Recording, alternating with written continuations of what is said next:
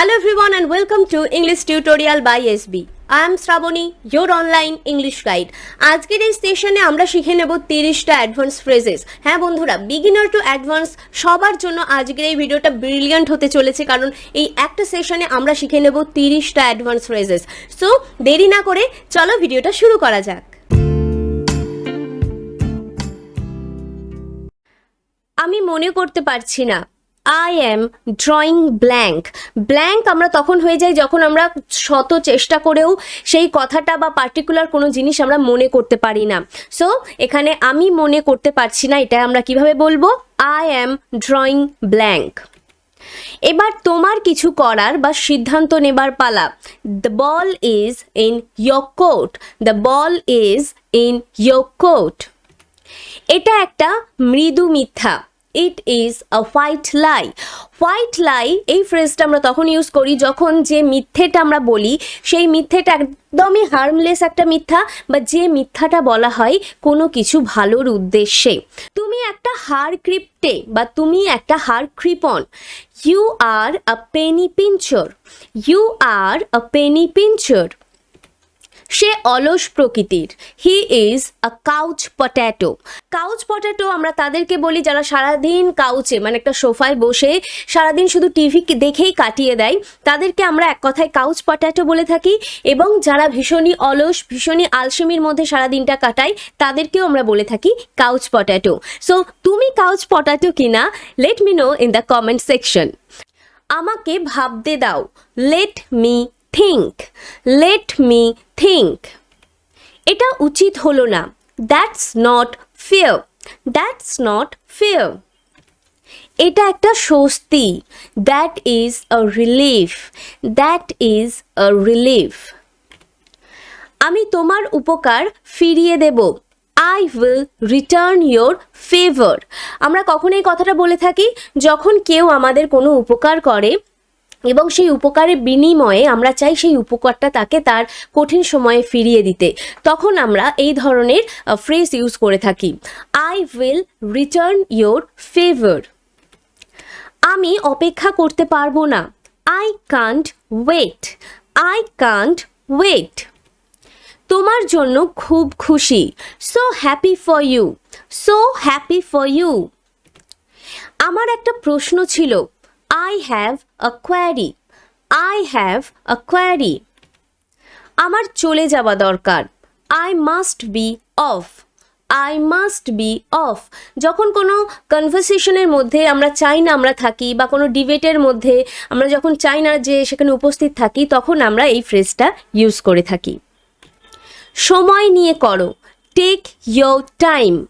Take your time. এটা আমার মাথা থেকে বেরিয়ে গিয়েছিল। It slipped my mind. It slipped my mind. এটা একটা দুর্দান্ত ভাবনা। That is a brilliant idea. That is a brilliant idea. এখনও যদি তোমরা আমার চ্যানেলটিকে সাবস্ক্রাইব না করে থাকো, রেড বেল আইকনে ক্লিক করে আমার চ্যানেলটিকে এক্ষুনি সাবস্ক্রাইব করে নাও। বিশ্বাস করো, সাবস্ক্রিপশন একদমই ফ্রি। সো এক্ষুনি সাবস্ক্রাইব করে নাও। দৃঢ়তার সঙ্গে সমস্যার মুখোমুখি হও। কিপ ইয়োর চিন আপ. কিপ ইয়োর চিন আপ। কেউ যখন কোনো কঠিন সমস্যার মধ্যে থাকে এবং সে হার মেনে নেবার মতো পরিস্থিতির মধ্যে চলে আসে, তখন তাকে এনার্জাইজ করার জন্য আমরা এই ধরনের মোটিভেশনাল ফ্রেজ ইউজ করে থাকি।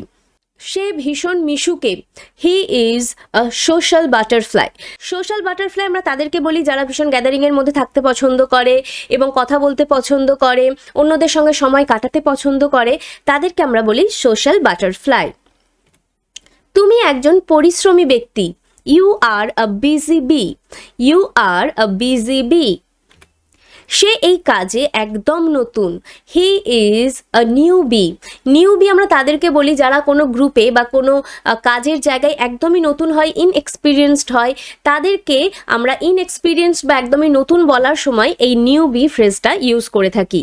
He is a newbie. আমাকে কোনো কিছু বিচলিত করতে পারে না। I am a tough cookie. Tough cookie আমরা তখন ইউজ করি এই ফ্রেজটা যখন আমরা এটা বোঝাতে চাই যে দুঃখ, কঠিন পরিস্থিতি যাই আসুক না কেন আমি দৃঢ়তার সঙ্গে সেই সমস্ত পরিস্থিতি বা সেই সমস্যার মুখোমুখি হই, কোনো কিছুই আমাকে টলাতে পারে না। So I am a tough cookie.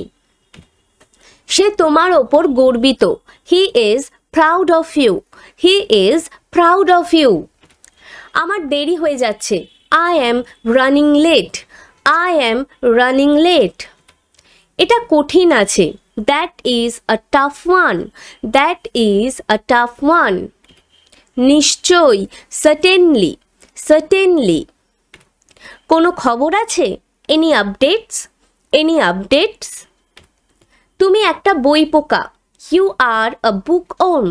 Book warm আমরা তাদেরকে বলি যারা বই পড়তে ভীষণ ভালোবাসে এবং বই পড়ে অনায়াসে সারাদিন কাটিয়েও ফেলতে পারে, তাদেরকে আমরা বলি বই পোকা। সো বুক ওর্ম মানে হলো বই পোকা। সে খুব বাজে অবস্থায় আছে। He is in the dog house. এই ফ্রেজটা আমরা তখন ইউজ করি যখন কোনো ব্যক্তি তার পার্টনার বা তার কাছের মানুষের কাছে কোনো খারাপ কিছু করেছে এবং তার জন্য সেই পার্টনারের ক্ষোভের মুখে, রাগের মুখে তাকে পড়তে হয়েছে, তখন এই ফ্রেজটা আমরা জেনারেলি ইউজ করে থাকি। এটা আমাদের আজকে লাস্ট ফ্রেজ। তুমি একটা রাত জাগা পাখি। You are a night owl. You are a night owl. আজকে আমাদের ক্লাসটা এখানেই শেষ হলো, কিন্তু তোমাদের একটা কাজ রয়ে গেল, সেটা হলো যতগুলো ফ্রেজেস আমরা শিখলাম সেগুলোকে একটা খাতায় লিখে ফেলতে হবে এবং কনস্ট্যান্টলি বাড়িতে প্র্যাকটিস করতে হবে।